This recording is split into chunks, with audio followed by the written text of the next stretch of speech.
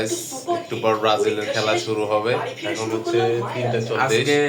আজকে একটা Argentina fan ব্রাজিলের খেলা দেখবে, ঠিক আছে। এবং তিনি আজকে ব্রাজিলের ভক্ত হবে, এটা আমার বিশ্বাস। উনি জানতে পারবে কিভাবে খেলতে হয় চিটিং না করে। মেসি, আপনারা সবাই জানেন মেসি কি পরিমাণ চিটিং এর ভণ্ডামি আমরা করছে সবাই মাঠে। জানি। তো আজকে আমরা দেখবো কিভাবে সৎ উপায়ে বিশ্বকাপ জিততে হয় আর একটা ম্যাচ জিততে হয়।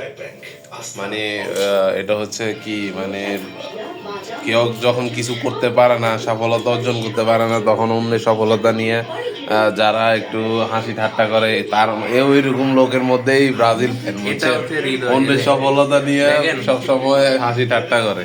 এটা পাঁচটা আনতে আনতে মইরা যাবে। পাঁচটা কখন আনছে বাপ দাদার আমলে, তারপরও ওই কাপের কোনো মূল্য নাই, বুঝেন নাই? আর পারে ওই আগের বাপ দাদার আমলের সম্পত্তি নিয়ে লাফালাফি করতে, বুঝেন নাই? দেখা যাক আজকে কি খেলে। আমার ঘুম থেকে উঠেছে যে ব্রাজিলের খেলা দেখতে হবে। আমি বললাম যে ভাই, এটা এমন কি দল যে এটা খেলা দেখতেই হবে, এরা কি খেলে, এদের খেলা দেখা দেখে না দেখে 7 আপ খাইয়ে বসে থাকবে, আল্লাহ জানে।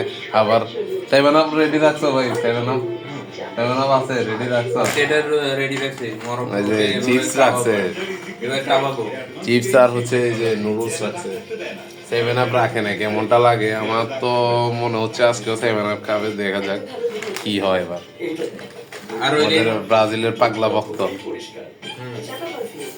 হৃদয় আমার ব্রাজিল। হৃদয় লাগি ব্রাজিল। হ্যাঁ।